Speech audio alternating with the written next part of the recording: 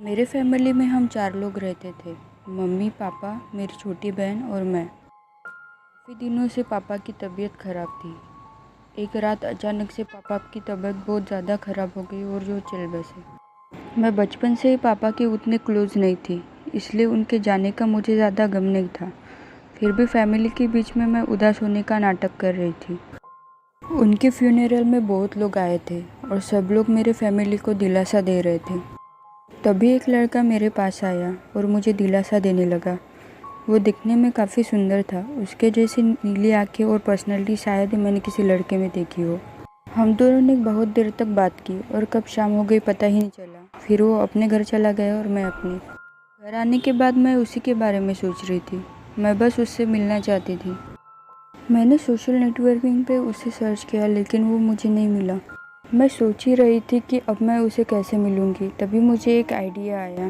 कुछ दिनों बाद मेरी मम्मी की डेथ हो गई। फ्यूनरल में मेरी बहन काफ़ी रो रही थी, लेकिन मैं बस इंतज़ार कर रही थी वो लड़के का। वो मुझे फिर से दिखा और हमने बातें की। वो मेरे लिए काफ़ी दुखी था और मुझे समझा रहा था। फिर अचानक से उसे कुछ काम आया और वो चला गया। ओह ये क्या, मैंने उसका नंबर तक नहीं लिया। अब मेरे घर में मैं बस और मेरी बहन थी। सुबह उठने के बाद मेरे घर में बस मैं थी। मम्मी को मारने के बाद मेरे बहन को मारने का मेरा कोई भी इरादा नहीं था। मेरी बहन का भी फ्यूनरल सेम ग्रेवयार्ड में हुआ जहाँ मेरे मम्मी पापा का हुआ था। मैंने सोचा शायद मेरी बहन मेरे मम्मी पापा के पास रहना चाहती है। फ्यूनरल में वही सेम रिलेटिव्स आए थे। अचानक से मुझे किसी ने एक टिश्यू ऑफ़र किया। ओह ये क्या, ये तो वही लड़का है। इस बार उसने थोड़े अलग कपड़े पहने थे, फिर भी वो हमेशा की तरह हैंडसम दिख रहा था। इस बार मैंने उसको नंबर के लिए पूछा और उसने दे भी दिया। आखिर वो मना भी कैसे करता।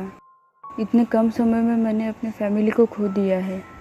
उसके बाद वो अपने घर चला गया। मैं अपनी बहन के ग्रेवयार्ड के पास बैठी। मेरी बहन मुझसे पूछ रही थी आखिर मैंने ऐसा क्यों किया। मैंने मुस्कुराते हुए कहा, मैं बस उसे और एक बार देखना चाहती थी।